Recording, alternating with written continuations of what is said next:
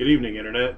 The name's Bond, Michael Bond, and tonight we're going to start up my James Bond extravaganza, where I will take a look at every single James Bond film and do a review for it, starting with the first all the way to the newest one. Now, these reviews aren't going to be all in a row, I'll do them interspersed between my normal reviews. So let's get started with Dr. No. Now, this is the first James Bond movie. It stars Sean Connery as James Bond. He does an excellent job in the role and is considered by many to be the best James Bond. I haven't seen all the James Bond movies yet, so I can't say for certain if he is or not, but he definitely starts it off with a bang. So let's get started on Dr. No. Well, to begin with, I talk about the gadgets, but there really aren't any. I was actually kind of surprised. Usually in the James Bond movies, I look forward to seeing what crazy spy gadgets they're going to have, but he doesn't get any.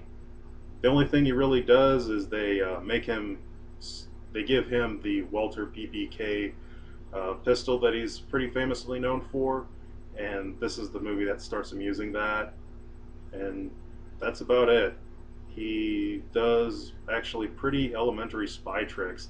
He puts a hair on his closet to make sure if anyone's opened it. He puts some powder on his briefcase to make sure if anybody's opened that, and other stuff like that that are pretty elementary stuff, but still good.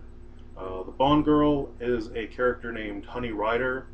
She ends up on the island as she's diving for shells and runs into James Bond, and then the villain starts attacking him, and well, things just kind of go from there.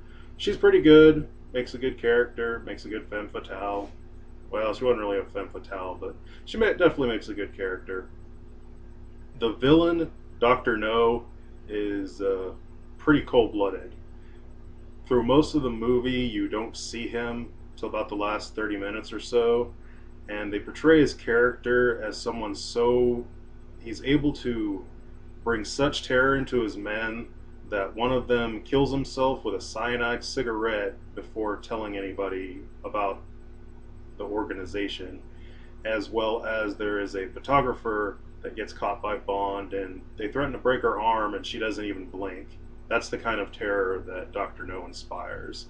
He is meant to be like this, he's like a half Chinese gentleman. He has no arms, or he has no hands, but they gave him robotic hands that are really strong, and he crushes like a steel cup with it.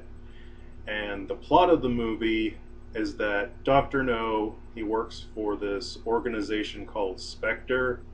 They're it's a bunch of criminal geniuses. They're kind of trying to take over the world, and to start with, he is interrupting the American space program by destabilizing American rockets with this radio beam weapon thing that he has. It mostly makes sense, I guess.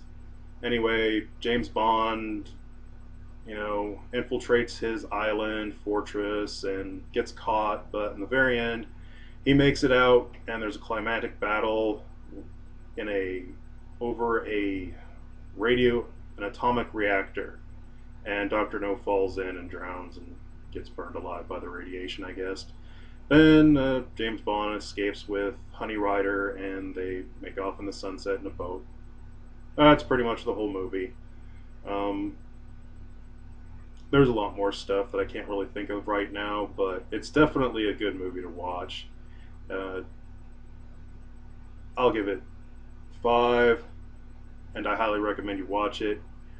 Stay tuned next time. I'll have a review for something else for you.